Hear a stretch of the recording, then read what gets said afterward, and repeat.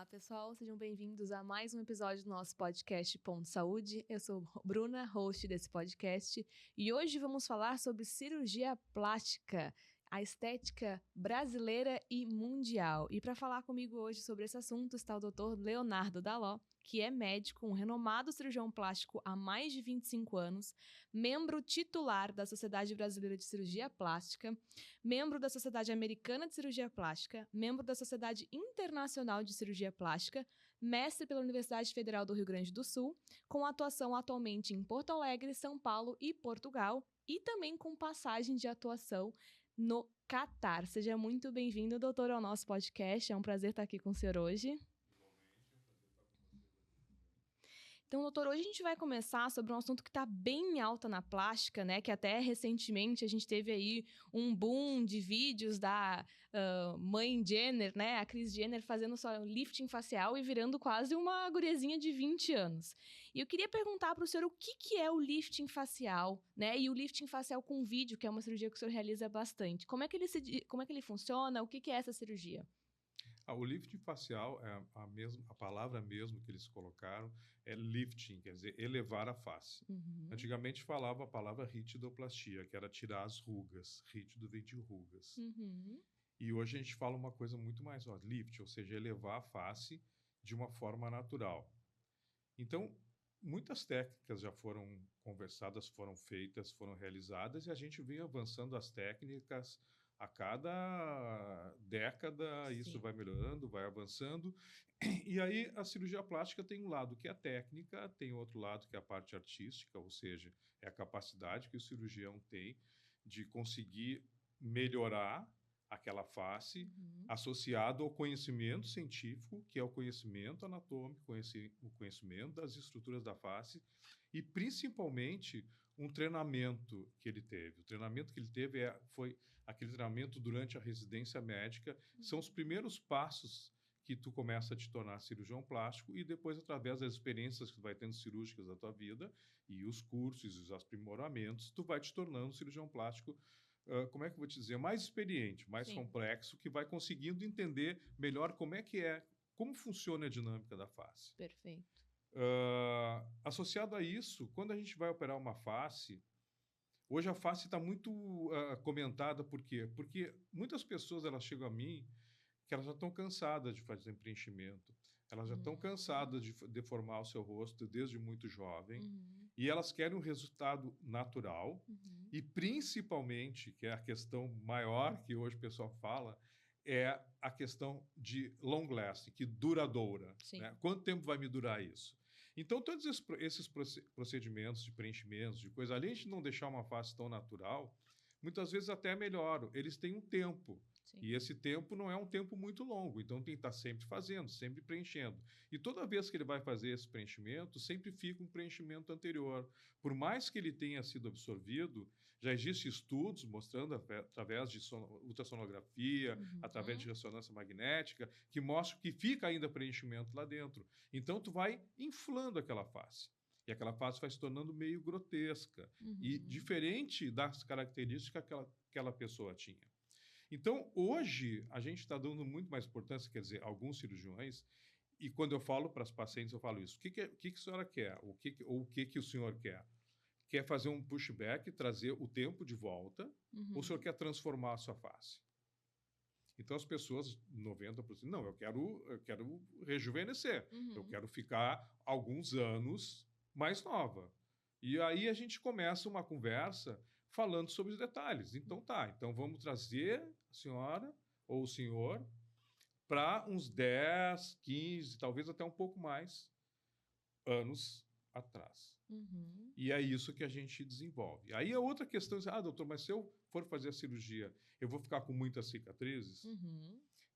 Aí, não, as cicatrizes hoje elas são cicatrizes muito escondidas, que praticamente os pontos são todos internos, a grande maioria, e a pessoa acaba tendo uma recuperação muito mais rápida.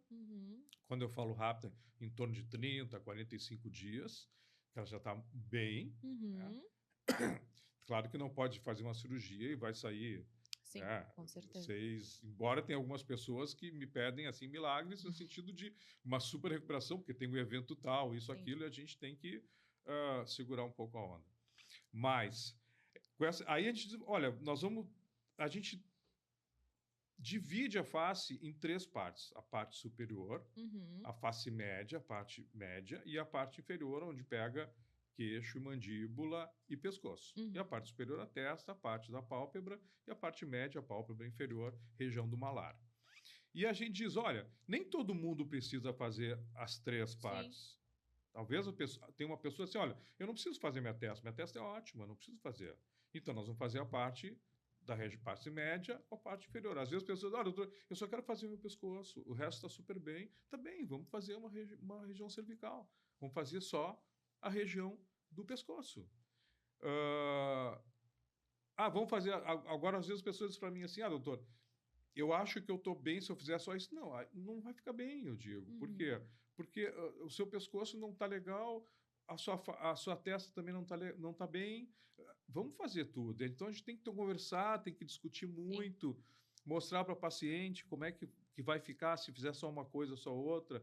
Então, vocês veem a complexidade que é uma face. Com certeza. Sem contar que a face é uma zona onde tem toda a inervação, onde tem toda a musculatura, onde tem vasos extremamente importantes, que são coisas muito delicadas. Sim. Além de a gente tem que deixar uma face o mais simétrica possível, embora 95% das pessoas não são simétricas. Sim. Se a gente dividir a face no meio e juntar a metade direita com a metade direita, a metade esquerda com a metade esquerda, horrível, e a direita com a esquerda, a gente vai ter 3 rostos completamente diferentes.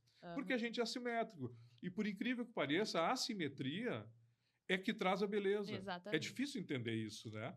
Mas a harmonia não é nem sempre na simetria. Perfeito. Às vezes, na assimetria, tu tem a beleza.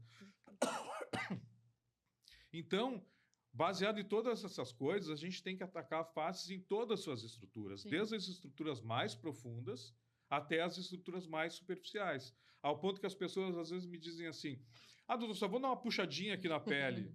Só que essa puxadinha, se eu fizesse isso, por exemplo, dar uma puxadinha na pele, como uma pessoa faz com os dedos, eu só quero isso aqui, ela não aguenta muito tempo, porque sim, tu vai lá, traciona a pele, coisa tal, daqui a 6 meses a pele volta pro normal. O lifting não é só a pele, porque tem muita gente que tem essa dúvida, né? Não, a pele é a última coisa dentro do lifting, entendeu? Perfeito. A primeira coisa são as estruturas profundas. Perfeito. É que nem a pessoa dizer assim, olha, eu vou construir uma casa. O mais importante é o telhado? Não vai nem ter, né? Não, o mais importante é a fundação. Sim. É a base, porque é a base de tudo. E depois a gente vem fazendo a casa de baixo para cima. Ninguém faz a casa de cima para baixo, sim, porque não tem sentido. Sim. A mesma coisa é a face. A gente tem que atacar as estruturas profundas e depois as camadas mais superficiais até chegar à pele, que é a última coisa que a gente vai atacar. Perfeito. E vai retirar. Entendeu? Porque é como se fosse um lençol. O que está embaixo, não adianta chegar lá e só esticar o lençol e está tudo organizado embaixo. Não pode, sim, sabe? E não seria duradouro também. Perfeito. Então, é uma cirurgia, por exemplo, hoje, que eu faço a parte da região superior da face, ou região frontal, a gente faz por vídeo. Então, a gente entra com vídeo, são incisões milimétricas, entra com uma câmera de 4 milímetros, muito pequena, e essa com instrumentos muito pequenos, e a gente consegue, então, levantar toda a face e colocar a face numa posição anterior que a pessoa já tinha, nem se deu conta que a face caiu. Porque caiu com o tempo. Caiu com o tempo, a tal ponto que a pessoa, às vezes, tu faz uma elevação da testa, da região frontal, e não precisa fazer a pálpebra, porque já suspendeu. O problema dela não era a pálpebra, sim, o problema dela era a testa que tinha caído. Então, eu sempre digo, a primeira coisa que a gente faz é isso, a gente leva a face, a região frontal, e depois, se tiver que tirar uma pele, a gente tira a pele. E tudo isso na mesma cirurgia já faz pálpebra? Tudo na mesma cirurgia. Já sai completo. Perfeito. Depois, a região da face média, a gente também pode fazer uma parte pela região inferior da pálpebra, né? E a gente pode fazer elevação da face média pela região da pálpebra, fica 0 de cicatriz, e depois complementa a região que fica bem atrás do trago, que é essa parte da orelha, a gente faz a incisão por trás e não fica aquela cicatriz anterior que ficava na frente, sim, dando um estigma de cirurgia plástica. A pessoa olha e já vê que fez. E aí depois a região do pescoço, a região cervical, e a gente entra por planos profundos e vai abaixo da região do platisma e reestrutura a musculatura e fica uma incisão bem atrás da orelha, no sulco da orelha posterior, e aí aqui um pouquinho no pé do cabelo e pronto. E está feita a cirurgia. Sem cicatriz aparente nenhuma, que eu acho que esse era o maior medo das pacientes antigamente, né?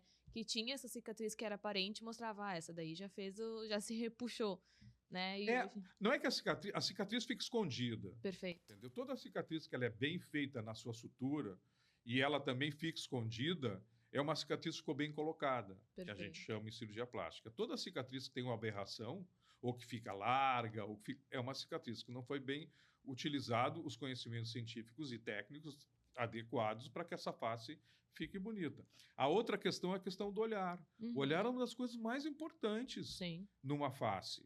Então, imagina, tu entra modifica aquele olhar da pessoa. Às vezes fica a pessoa com olhar de cachorro, assim, caidão, assim, caído. Então, isso tudo a gente tem que fazer uma cantopexia, que é uma fixação da região do tarso, nas partes laterais do olho, da órbita. Então, é uma cirurgia muito complexa. Sim. Muito complexa. Não é qualquer cirurgião que vai ter a habilidade para fazer. Não, é que isso passa por um treinamento. Perfeito. Um treinamento muito minucioso, um treinamento muito longo, que todo cirurgião plástico deveria passar, para que ele possa ter a credencial, para que ele possa ter as habilidades para poder realizar uma cirurgia de face. Perfeito. E quais casos essa técnica ela é indicada? Todo mundo que chega no seu consultório e fala, quero parecer 10 anos mais jovem, ela pode realizar, ela ou ele, né, podem realizar essa cirurgia? Ou tem algum caso específico que é o mais indicado ou indica outro tipo de cirurgia? Não, o que acontece é que às vezes pessoas vêm, querem ficar mais novas, e a gente tem que dizer, olha, preciso fazer a face toda ou não preciso, eu vou fazer só uma parte. Vamos tentar se adequar ao que realmente necessita. E o que não necessita, a gente não faz. Mas quanto mais os anos vão passando, mais a gente tem chance de fazer uma full face, né? Fazer a face toda. Perfeito. E quanto mais jovem a paciente menos a gente vai fazendo. E chega a ser contraindicado uma paciente ser muito jovem para cirurgia? Não, tem como fazer. É forçar a barra, né? A forçação de barra. Sim. Né? Aí, geralmente, essas pacientes, a gente tem que ter muito cuidado. Eu digo isso porque, atualmente, com as redes sociais, as pessoas têm muita informação, né? E informação é ótimo, mas às vezes gera já um desejo de já chega pronto no consultório. Eu quero fazer essa cirurgia que eu vi que o famoso fez e ficou assim.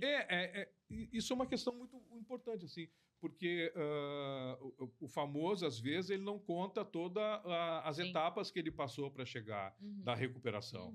Né? Então, ele sai, desaparece um tempo, porque ele é famoso, ele tem muito dinheiro, ele pode ficar um tempão sem fazer nada, sem trabalhar, e aí ele aparece lá, tipo, 6 meses depois, 3 meses depois, 4 meses, ele resplandecente, coisa e tal, obviamente maquiado também. Sim. Né? Porque ninguém aparece de cara limpa. Com filtro. Né? Com filtro. Né? E as pessoas embarcam nessa questão. Não que seja uma cirurgia mal realizada, não é isso. Mas é que, às vezes, a verdade não vem completa. Sim. Ela vem parcelada, assim. Né? Não te contam tudo. E a outra questão na questão das redes sociais, na internet, são os filtros. Né?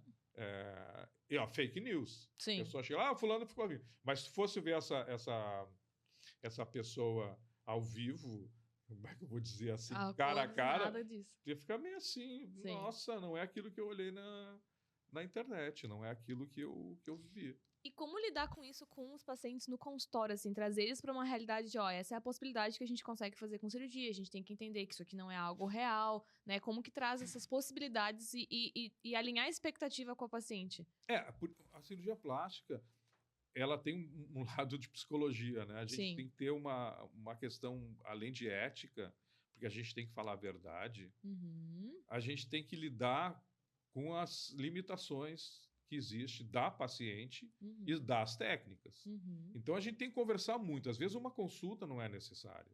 Às vezes, não é que a gente desestimule, a gente estimula, eu estimulo muito, outras vezes eu não estimulo tanto, mas eu sempre tento dar a realidade do que a gente está falando, sabe? E combater todas as perguntas que ela vem, cheia de perguntas e coisas da internet, com a verdade e com conhecimento científico. Vamos dizer, geralmente eu prefiro usar essa questão da verdade, falar a questão do conhecimento científico, das técnicas utilizadas, e eu mostro os casos, mas cada caso é um caso, cada pessoa é uma pessoa. Sim. O que é bom, às vezes, para um, não é bom para outro. O que o resultado também que é interessante em um não vai ser o mesmo resultado em outro. Perfeito. Né? Porque os rostos são diferentes, as faces são diferentes. Perfeito. Então, a gente tem que ter muita conversa. Muita conversa. Sim. Sabe? Não dá para ser uma coisa, papum. Chegou ali e depois fez, aí a pessoa se arrepende ou não achou que deveria ser aquilo, porque a conversa foi muito curta. Sim. E não teve tempo de digerir todas aquelas coisas que a gente falou, todos aqueles assuntos que foram debatidos durante a consulta. E quando a gente acha que a distância está muito grande entre a expectativa que ela tem e o que tu pode dar, é melhor abortar a missão. Perfeito. Esse é o caminho mais ético, né? É o caminho mais ético e é o caminho mais... livre de problemas. Livre de problemas. Porque senão os problemas que vêm bastante pesados. Sim, eu só imagino. E até há um tempo atrás a gente fez um podcast sobre beleza, né, e saúde mental, e ali o Dr. Pedro nos trouxe um dado bem interessante, que há pouco tempo que a gente tem os iPhones, né, e os celulares com câmera de selfie. O senhor chegou a notar alguma mudança nesses últimos anos das pessoas procurando mais por cirurgias faciais por estar se olhando mais nos telefones e fazendo videochamada? Teve algum esse boom na plástica ou é uma cirurgia que é procurada há anos pelas mulheres, pelos homens? Enfim? Não, essa cirurgia ela tem aumentado cada vez mais. Em idades mais novas, assim, pessoas mais novas, querendo fazer qualquer pequena correção de envelhecimento que ela possa ver nas selfies que ela faz durante todo o dia, sobre vários ângulos, sobre vários... Ela já quer começar a pensar em corrigir, entendeu? Porque não se aceita naquele ângulo, ela tirou a foto daquele dia, ou a amiga comentou alguma coisa, ou aquela selfie que são milhões de fotos que ela tirou na festa tal, ela apareceu tal, com o ângulo da luz que vinha assim. E aí elas procuram. A gente tem que segurar a onda muitas vezes. Sim, então tem um aumento com certeza. E pensando nessa experiência, que deve ter sido uma experiência muito legal que o senhor teve de realizar, né, a atuação da cirurgia plástica no Catar. Conta pra gente um pouquinho como é que foi, até pensando no lifting, né? Porque a gente estava comentando antes, até são pessoas, né? São mulheres que muitas vezes mostram só a face, ou parte da face, né? Como é que foi esse desafio? Bruna, foi assim muito estranho, porque eu recebi esse convite, porque eu fui muitos anos professor da residência médica em São Paulo, 15 anos, e praticamente eu recebi o convite, o pessoal me conheceu lá, e alguém me ligou dizendo, olha, a gente queria muito que o senhor fosse lá para o Catar. Eu fiquei no início, quando eu recebi o convite, achei meio estranho aquilo. Não me bateu muito bem, não. Aí a pessoa foi me pegando aos poucos, né, e pense sobre o assunto, não sei o quê. Foi uma coisa assim de 1 ano e meio até conseguir, né? E eu pensando, aí falei com a minha mulher, também achou a coisa meio, mas como podia ser, não sei o quê. Bom, aí eu cheguei e disse, não, olha, é uma experiência interessante, né? Porque eu já tinha atuado em outros lugares, fora do Brasil, mas nunca numa situação de uma cultura tão divergente, tão diversas. E aí eu disse, é bom a gente sempre ter desafios nessa vida e ver outras culturas. Mas eu não imaginava que eu ia ver pela frente, né? E aí eu disse, não, olha, eu vou, mas eu vou por tempos assim, tipo, fico lá 3 meses, aí volto, fico 4 meses aqui, aí volto, fico mais 3 meses. E nessa função passaram-se 2 anos e meio fazendo isso, indo e voltando. Mas é muito engraçado, porque tem a questão do idioma, né? Sim. Claro que eu falava só inglês o tempo inteiro, né? E elas falavam árabe, mas sempre tinha um tradutor, e algumas falavam mais ou menos. E a comunicação se dava mais ou menos assim. E aí é muito diferente a cultura. Então, elas são diferentes no que elas querem, no que elas valorizam, elas são diferentes na maneira de expressar aquilo, né? Então, são diferenças culturais, assim, gigantes. Sim. Que a gente se acostuma. Então, muitas vezes chegava a pessoa na minha frente com uma burca toda fechada, só com os olhos para fora, e aí eu ficava olhando, e eu dizia, tudo bem, como é o seu hábito, aquela coisa toda. Então, o que eu posso lhe ajudar? E ela, eu gostaria de fazer um facelift. Eu disse, ok. Aí eu ficava olhando para ela, sim, doutor, por que o senhor está me olhando? Sim, porque eu queria Eu preciso ver. ter uma ideia do que eu tô falando, né? Aí elas achavam muito engraçado. Pois é. Aí começava a tirar. E aí tirava uma coisa, tirava outra coisa. Olha, tirava umas 3, 4 coisas, entendeu? Até eu conseguir ver a face de tanta coisa que tinha. Aí eles ficavam muito constrangidos, aquela coisa, né, de mostrar a face. Claro que a gente é médico, então Sim. essas coisas não tem problema nenhum. E aí a gente começava a comentar sobre a face. E aí a primeira curiosidade que eu tinha, mas situando toda tapada, qual é o lance de fazer a face? Porque elas mostram muito a face nas festas que tem entre mulheres, né? Daí elas mostram, elas tiram toda a burca e daí elas vão livre de coisa e elas sempre querem se sentir muito novas. Não para os outros homens, porque os outros homens não têm acesso à face, à própria face. Sim. Muitas usam burca, digamos que uns 50%, e outros 50% não usam. Mas daí elas usam hijab e só fica a face de fora. Sim. Então a face é uma expressão muito grande. Sim. Entendeu? Já que elas não podem mostrar o corpo, elas mostram daí a face. Então tu imagina a responsabilidade que é do cirurgião fazer a face dessas pessoas. Elas focam o tempo inteiro na questão da face. E a gente tem que... Olha, não foi fácil. Eu me lembro do primeiro dia que eu fui operar um rosto, fui operar uma face, fiz uma coisa muito ousada, e daí já fui fazer por videoendoscopia. E aí, olha, sem mentira nenhuma, entraram na minha sala para ver o que eu fazia, se eu fazia, como eu fazia, umas 7, 8 pessoas. Supervisionando, assim, ou tipo, entravam, olhavam, saíam, supervisionando, não sei o que esse cara tá fazendo, o que não sei o que, será que é assim? Então, tu tem um controle. Por isso que eu falo a questão da formação muito importante, porque tu imagina que o sujeito é aceito depois de toda a questão curricular, de toda a questão de testes e tudo mais que a gente é submetido, que não é pouca, praticamente 1 ano e pouco só de documentação. Nossa. Eles checam tudo, eles ligam para cá, eles querem saber se realmente o que tu falou é verdade, sabe? É uma loucura o negócio. Chega até a te irritar um pouco. Assim. Sim. Mas é normal, porque imagina chegar lá e o cara fez tudo aquilo. E na hora de operar, não é a mentira, o sujeito é uma mentira, fica muito horrível, fica muito chato. Sim. Sabe? Os caras te mandam embora no outro dia, né? Então, quando o sujeito vai para um lugar desse, ou qualquer lugar que seja um pouco mais, a gente tem que mostrar para que veio. É, porque o poder aquisitivo lá é muito alto, né? É uma diferenciação, porque tem shakes e tudo. Então, é uma demanda e uma exigência um pouco maior, né? E o senhor encontrou alguma questão de alguma limitação, seja ela religiosa ou cultural, que possa ter impedido ou que o senhor teve que mudar a sua abordagem para poder transpor essa limitação, enfim, religiosa? Tem a questão do cabelo, né? O cabelo é uma coisa assim absurda, né? Tocar no cabelo de uma mulher, então elas pediam assim muito que o cabelo tocasse o menos possível, que se possível não saísse nenhum fio de cabelo que ela tinha. Quase que é meio impossível muitas vezes, né? Porque claro. você tem que lidar com a face toda. Então essa é uma coisa, para tirar foto era um suplício. Elas que não sabiam onde é que ia essas fotos, como é que ia ser, se alguém ia ver essas fotos. Então sempre tirava a foto, ela nunca olhava para a câmera, olhava sempre para o lado, assim, parece que se escondendo da foto que tinha que tirar. E os operados, se eu não tiver a tirar foto, eu não vou fazer a sua cirurgia. Sim. Ah, doutor, tem certeza? Sim, tenho certeza. Como é que eu vou comparar o antes e depois? Sim. E aí depois como é que eu faço? Aí eu faço cirurgia, a senhora disse que não era assim, que era assado. E como é que fica? Ela disse, não, doutor, tudo bem, mas era uma função. Entendeu? A função do cabelo, a função da religião. E toda essa é uma questão religiosa que é colocada na questão do corpo físico. Sim. Né? Então, isso pode, isso não pode, isso dá, isso não dá.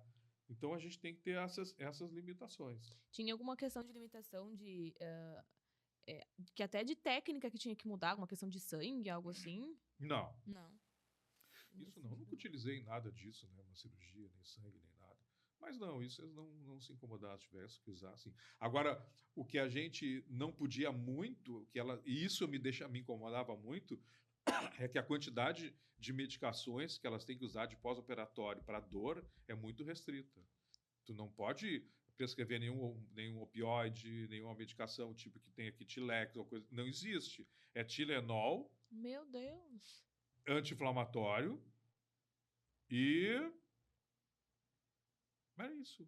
Nossa, e dipirona. Hã? Coitadas, né? Porque elas aguentam no osso. Isso para tudo, para lipo, para abdômen, para todas as coisas. Isso é uma outra pergunta que eu tenho, assim, o lifting com certeza devia ser uma cirurgia bem prevalente, porque essa questão do rosto causa mortes, mas tem outras pacientes que solicitavam outro.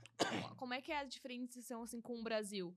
A lifting é uma cirurgia que elas faziam mais ou tinha alguma outra cirurgia? Não, eu fazia todos, fazia mama, fazia abdômen, perfeito. fazia lipo, sem problema nenhum. Só que as cirurgias são diferentes. Por exemplo, elas querem, assim, uma cintura fina e um glúteo, uma bunda, vou dizer mesmo, gigante.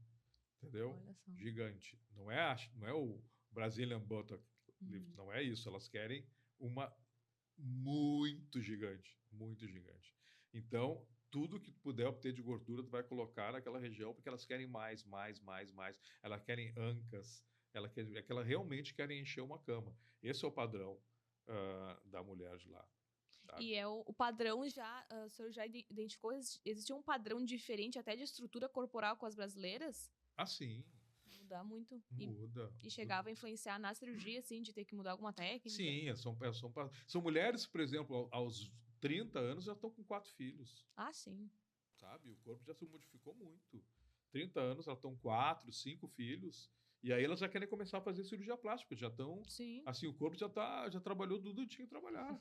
Né? Então a mama caiu, a barriga aumentou, sabe?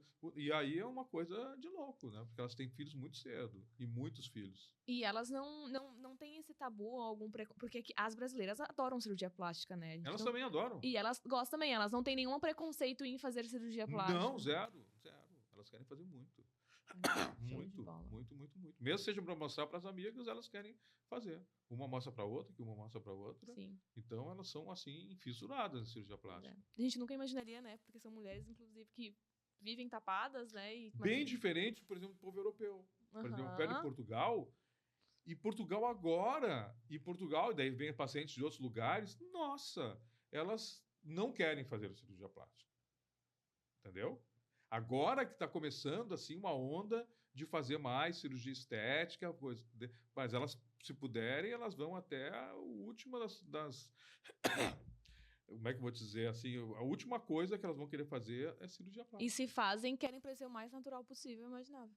Se fazem, não vamos mexer muito, não vamos fazer assim, vamos ser mais comedidos. Vê a diferença, né, de um lugar que é super controlado pela religião, elas querem fazer muito. E outro lugar que não tem controle nenhum, que ao mesmo tempo a pessoa não quer.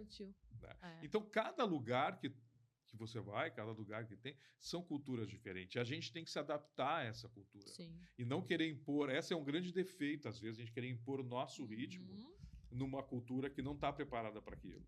Perfeito. Então, a gente tem que esperar e entender o que eles querem e tu tem que dar o que é adequado para aquela cultura. E não push too much, sabe? Sim. Forçar demais essa questão. E pra gente ir finalizando, porque se deixasse aqui eu ia ter um monte de perguntas e curiosidade, mas assim, eu acho que o que essa experiência internacional mudou na sua prática clínica com o paciente até com a brasileira aqui? O que o senhor pode trazer pra gente assim de que, nossa, me mudou a visão, o que trouxe assim pra tua prática clínica atual?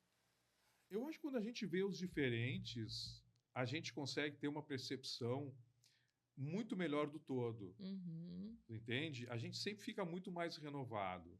Quando a gente sai, ou para valorizar mais o que se tem, ou para entender melhor as diferenças, sabe? Ou melhorar a expertise que a gente tem em cirurgia, que a gente tem. Quer ver uma coisa? Vou te dizer. Lá, uma coisa que eu nunca fazia aqui quase, fazia muito pouco, a dimple. Sabe o que são dimples? Não. São as covinhas. Então, para elas... Ter covinhas é um sinal de riqueza, é um sinal de valorização no meio. Ela é uma mulher rica, uma mulher elegante. Nossa. Sabe? Então, elas me enchiam a pança, sabe? A paciência para fazer as covinhas. E tinha umas que queriam covinha só de um lado, não queriam do outro. Então, é uma cirurgia muito tranquila de fazer. Sim. Né? Então, doutor, vamos fazer dimples? Vamos fazer dimples também. E aí, é uma loucura. Sim. Né? E cada coisa é deles. Aqui ninguém vai querer fazer uma cirurgia de covinha. Sim. Eu, pelo menos, é difícil alguém entrar na minha clínica e dizer, doutor, eu queria fazer uma cirurgia para ter covinhas. Ou a pessoa tem ou não tem. E tudo bem. Né? E lá é uma coisa que fazem muito. Perfeito. Ótimo, doutor.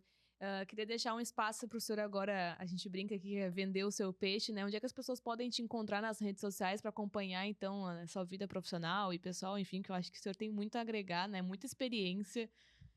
Pode acompanhar o meu Instagram, né? Que hoje em dia eu acho que as coisas melhores que tem para ver no Instagram. Dr. Leonardo Daló. Perfeito. E só entrar ali e colocar Dr. Leonardo Daló, vai estar lá nas redes sociais as coisas que eu faço. E hoje a gente tem limitações para mostrar, obviamente, Claro. não mostrar tudo, porque eu gostaria, embora exista uma coisa enorme. Agora, uma coisa que eu tenho certeza, tudo que eu colocar na minha rede social, ela é isenta de filtro ou de qualquer outra coisa, porque eu acho muito ruim a pessoa enganar e dizer, não, mas isso não é real. Não, isso é real. O que está lá é real. É fruto do seu trabalho, da sua experiência. É fruto do trabalho e fruto da verdade, não é? Perfeito. Nada tem que botar 1000 filtros para conseguir ter um resultado. Perfeito. Então, pessoal, muito obrigada pela audiência, pela atenção de vocês e vejo vocês no próximo episódio. Tchau, tchau.